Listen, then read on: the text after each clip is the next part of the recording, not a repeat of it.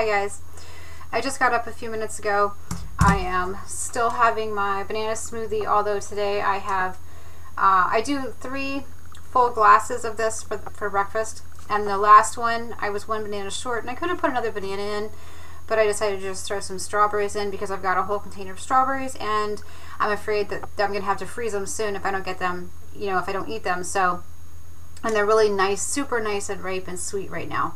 So I just chunked a whole bunch of strawberries in, and as replacement, I guess, for my last banana. But I was just thinking about, there's this huge myth that just it just seems to like keep coming back over and over and over, and it doesn't seem to matter how many times we try to dispel it, it just keeps coming back. And that myth is the myth of the blank page. It is literally like an urban myth. There's no such thing as a fear of the blank page, because every single page starts out that way. But because this myth just keeps coming back, I'm going to just keep throwing ideas at it until people, you know, kind of realize that it doesn't actually exist. I mean, the first time I heard about it was when someone told me about it. I didn't sit down with a blank piece of paper and go, oh, I'm so afraid to start. No, I was excited to start. I was ready to go. I just, you know, maybe didn't know how to finish, or, you know, what to do halfway through, but never really afraid of how to slap some color down or start drawing or all the things I'm about to show you. So I thought we would do a little, at least a week-long, if not longer, series of basically just playing with the blank page. All right, thanks so much. I'll see you with the rest of the video. Hi guys. Okay, so this journal that I'm about to show you is the journal that I received in a random act of kindness that actually has multiple different types of paper in it. We're going to start out with, I think, the sketch weight paper is the first one. We'll see here in just a moment. I'm going to skip a few pages because I want to start out with just all blank pages to start with, you know, those scary woo pages. So that's why I'm going to kind of skip through a little bit. And a trick that I did a while back when I was doing some speed backgrounds for Art Geeks was to split the page in half, and that gave me the opportunity just to show multiple ideas without having to fill an entire full journal page. So I'm just going to put my ruler approximately halfway down the page and split a couple of these pages in half. We're actually only going to do the first 2 that we split, and then 1 full page. And really I'm just trying to give you ideas of going from start, or, you know, from blank page to maybe what I would kind of consider a halfway point, and then stopping there, and then we'll finish off these pages in the last video or the next video, and hopefully even get to start some new pages. It just depends on the time frame. I always, like I say in the video, that we're going to definitely get the other one's done, but it just, I never, you know, or started anyway, but I never know for sure how long things will take. It's not an exact science. It's a creative pursuit. So I just used the tumble dye spray inks, and I just sprayed out some color, and, you know, boom, that starts a page. Here I've just taken a red pen, and I chose this pen intentionally because I know that it is definitely water soluble, so it's not waterproof. It's going to disappear and move around when I use wet media over it, so that's kind of why I chose that one. But again, here I did some super quick fun childlike doodles, and voila, with just an ink pen, and, you know, I've got a page started. And it really can start that easy, that quickly. And then here, I noticed that there is ink that I drug the page across, not realizing it, and I got ink across the top of it. So I'm like, well, I guess it's not a blank page anymore. But this is, what I'm using here is a colorless art masking fluid. And you've also probably hear it called Frisket or something like that along those lines. This is really just a watercolor type of tool that I'm using, but you can use it with acrylics or mixed media. and I'm just spreading it out. I started out just making a like random dots or splatter that I like to make, or spatter, however you say it. I'm sure some of you in the comments will tell me the right way to say things. And I did put tape on my paint tubes, by the way, so that I could remember the proper names for the couple of the paints that I had the name wrong. So we'll see if I improve in the future. But I started out with just trying to make the little random dots, and I end up making what kind of in my mind looks like maybe a botanical, a floral. Hey, it could probably even be a palm tree, except I put leaves on them. But that's just kind of to get it started, and just to show, you know, that you can get really awesome results really quickly with just, you know, having a few materials, knowing how to use them, or, you know, a few specialty materials other than, you know, our basic paints and things like that. Also, I wanted to talk about the colors that I choose in this piece, but I think I will insert a little something interesting here beforehand.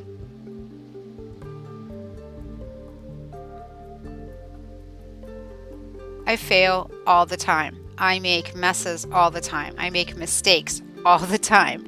If I allowed fear to control that, I would not have probably finished my first art journal. So you got to just let go of that fear. You have to overcome it. I wanted to make a little note here that when I was speed drawing all of this, I got tired of waiting because I can be impatient when I want to be, and I really just wanted to get back to making my video.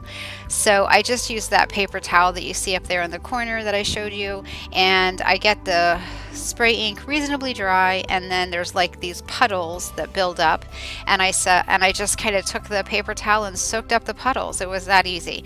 And I like the little white areas that it created, and I kind of play with a few of them here with my doodling, so they can even be beneficial. So sometimes you think you're taking a shortcut, and then, you know, maybe you're hard on yourself. Oh, I took that shortcut, I shouldn't have. Instead, if you do want to take a shortcut, like in that case, soaking up the puddles, use that. Use, you know, what you end up with. Basically, I just be childlike. Just really accept everything. You know, accept it for what it is, no matter what happens, and just keep playing.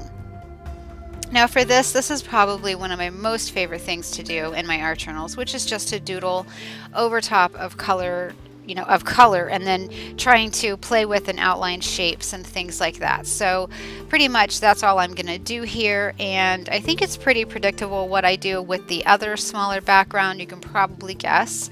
And then for that larger one where I use that frisket, and the thing I kind of want to talk about with color is, you know, yes, you should be careful with mixing warm and cool colors.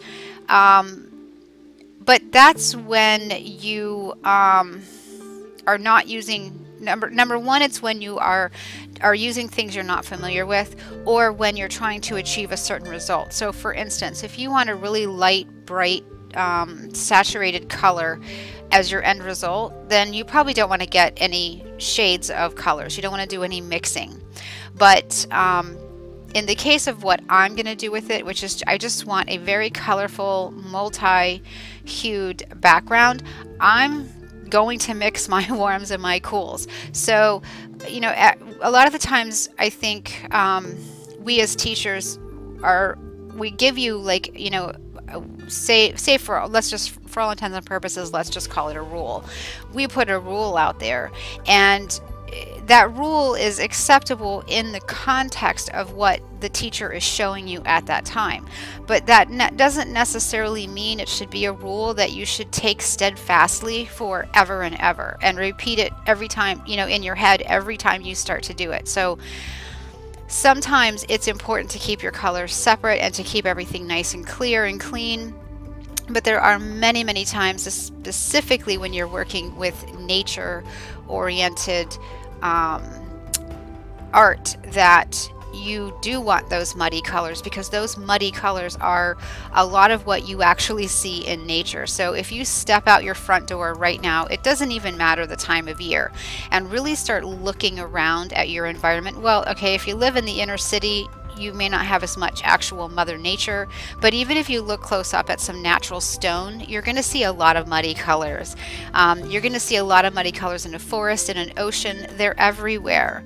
Not everything can be this perfect, clean, clear, oversaturated color. You know, like not every blue is perfectly bright and crisp, and not every yellow is you know, just straight yellow. So you are going to get a lot of mixing, and when I say, you know, yes, okay, so a yellow could be, maybe still has another warm, it's a warm yellow and it can have a warm orange in it, but sometimes it's a warm yellow and it can have some cool blue that has shaded it and tinted it, and it's so it appears to your eye to be kind of a slightly muddy green area, say for instance on the flower petal.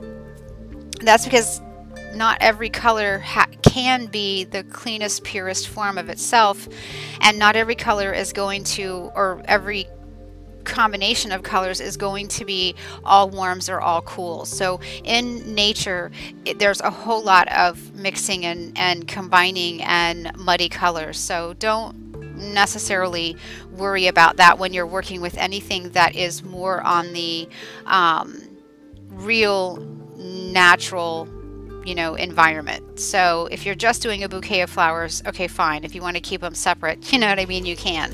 But if you really want it to look more natural and to look maybe even more realistic, then you want to think about, yes, there are a couple colors that when you mix them together, you may not like the resulting color, but it's all color mixing, and it's all okay, and it's all good. Okay, so I think I'm just going to leave you with music for the last little bit. Have a wonderful day, and I will see you with tomorrow's video where we'll finish these up. And I actually do come back on camera and talk a little bit, so I probably shouldn't be saying goodbye yet. All right, I'll see you guys later.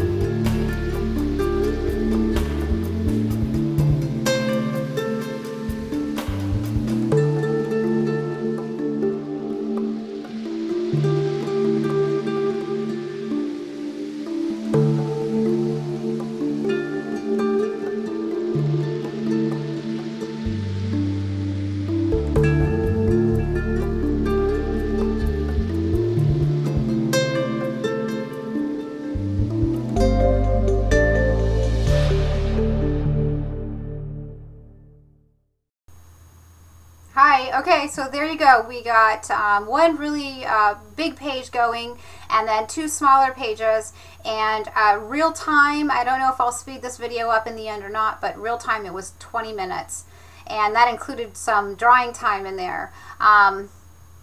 Tomorrow in the video we will finish these pages off and start 3 more, or at least, no, we'll probably start 4 more. We'll do 4 pages in tomorrow's video, at least getting them started. We'll tackle 4 blank page fears. I don't mean to make light of it, because I think there is, for that very, first few weeks that you're an art journaler, there is that little bit of fear. But honestly, I think that that comes from society telling us that we should be afraid of new things, instead of society telling us that we should really love and embrace and enjoy new things. And I don't think there is any place where you get more opportunity to do that than you do in your art journal, because every time you flip a page, you get a fresh new start. So you get a new opportunity to try something different, or to try again, to build upon what you've already done, or practice something yet again. How many times do we get that, opportunity? It's like doing yoga. When you see a yoga pose that you've never tried before and you think, oh, I can't do that. Well, I don't think that, but I think a lot of people do think that. And so what I always say is, well, let's try. Let's see if you can do it.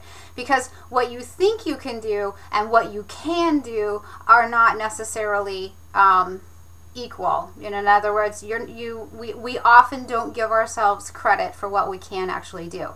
And most of the time, in fact, my most recent experience was someone, of the 5 yoga poses that they tried that they weren't sure if they could do, only one was truly difficult, and they had to say, I'll try that again. But what I love about yoga is that the first 4 that they tried that they were able to do. I mean, this person thought they couldn't do yoga at all. That was what they said, was, I can't do yoga. And so my response was, well, let's try. Let's see what your body can do. Let's see what you can do. The first 4 that they were able to do build the strength and balance and muscle and posture to be able to do the 5th one. So ultimately, if they keep doing the first 4, they're going to get to be able to do that 5th yoga pose. So art journaling is exactly the same way.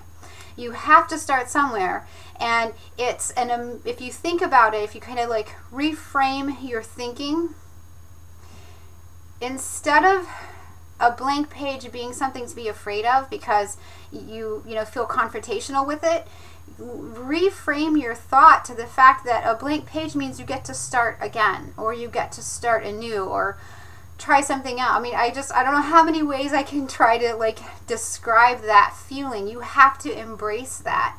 You have to embrace that in all of your life. But your art journal is a really great place to start learning how to embrace it, how to welcome change into your life.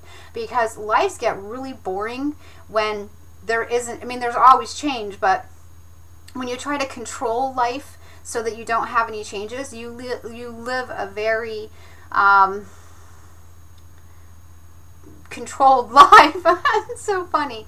How else to say it, let's embrace it. Let's embrace the blank page. Let's stop pretending, oh, that we're so afraid of it. Because if you were really truly afraid of it, you wouldn't be,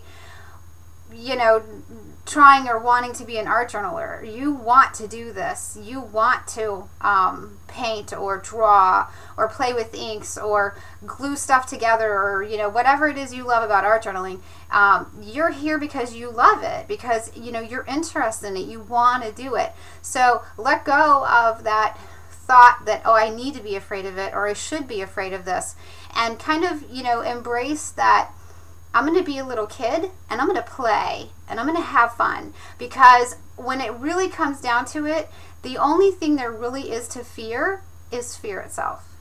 So let's embrace it instead of being afraid of it. Okay, I'll see you guys tomorrow.